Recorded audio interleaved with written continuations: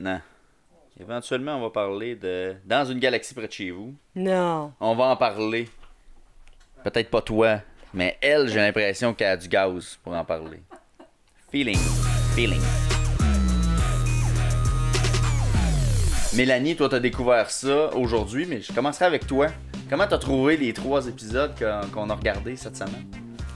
Définitivement pas pour moi. Pas pour toi. S'il a pas trouvé ton non, compte. ok, j'y ai quand même trouvé mon compte. Ouais. Mais bon, c'est léger. Hein, Pas le public cible. Je ne suis pas le public cible. Peut-être quand ça a sorti au début des années 2000, si je l'avais écouté à cette époque-là, peut-être que j'aurais été plus dans le public cible. Ouais. Bon, en même temps, ça a été tourné avec les moyens de ce temps-là.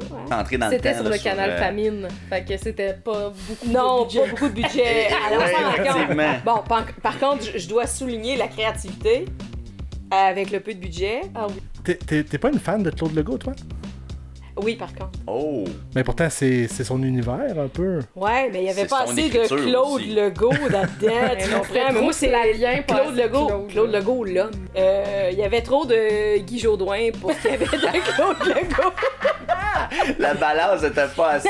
Non, Ça prenait un il y a, équilibre. puis trop de Didier Lucien puis de Mélanie Ménard pour ce qu'il y avait de Claude Legault. Catherine, de ton côté, toi, évidemment, c'est des épisodes que t'avais déjà écoutés, Oui. réécoutés, réécoutés, là. Ben, je mais, dirais, je suis une fan, mais qui l'a écouté quand ça passait à la télévision en reprise. Moi, je suis Ok. de la génération qui l'a écouté. Sur VRAC TV à l'époque. Ouais, là. vraiment. Je l'ai plus écouté à VRAC que quand c'était sur Canal Famille.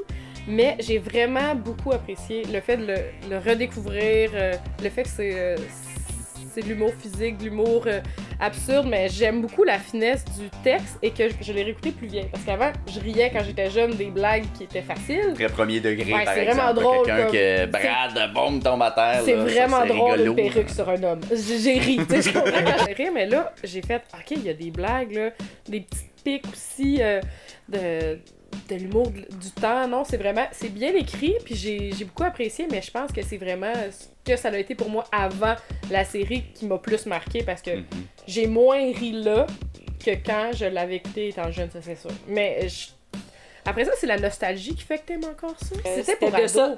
Oui, Il y a c'était ça pour aussi, ados. on est vraiment plus le public cible. Non. On n'est pas supposé rire autant des Non. blagues. C'est ça. Il y a ça, là. En théorie, c'est Ah, ça, on est plus Ah, supposé de les c'est rire. joué mélodramatique à un point. Là. Je sais pas si. Mais ça, tu le connais sûrement, mais Réal Bossé, il jouait un robot dans cette série-là. Ouais.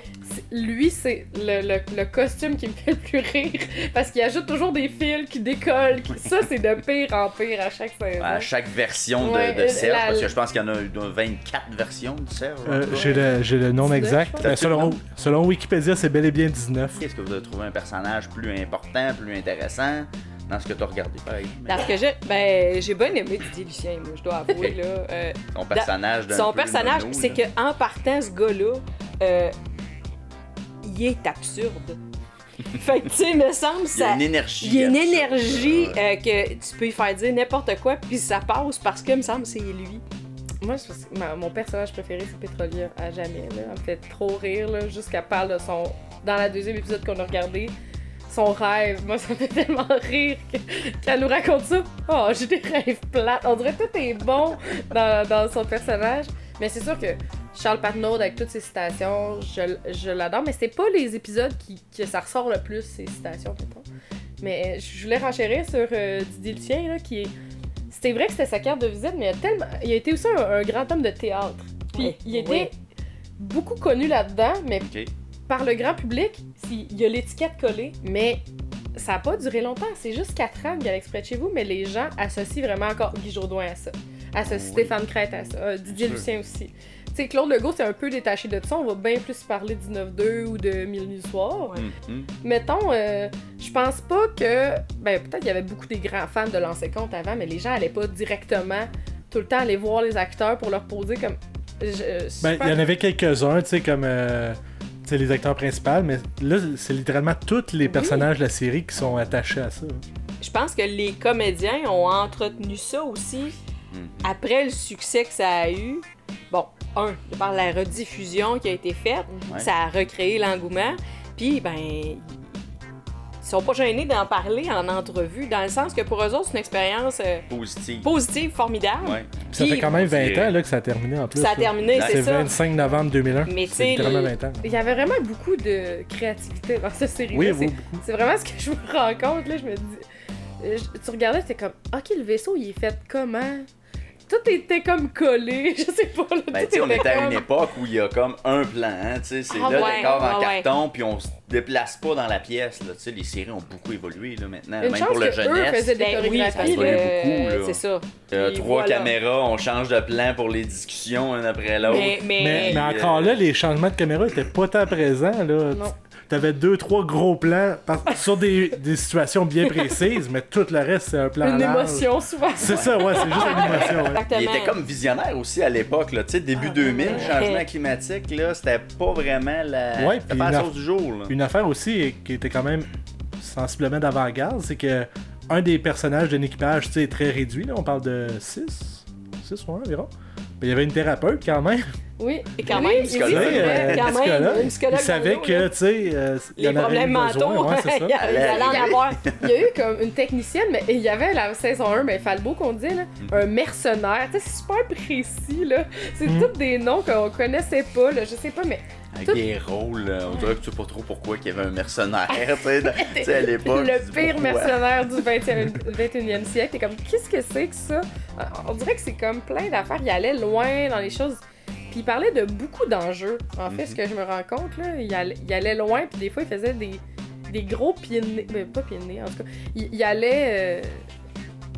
il confrontait. J'ai eu de la misère beaucoup de passer de Radio Enfer à Dans une galaxie. OK. Parce que Radio Enfer, c'était coloré. Tu sais, il y avait Oui. du jaune, du orange. Puis là, on tombait à du gris.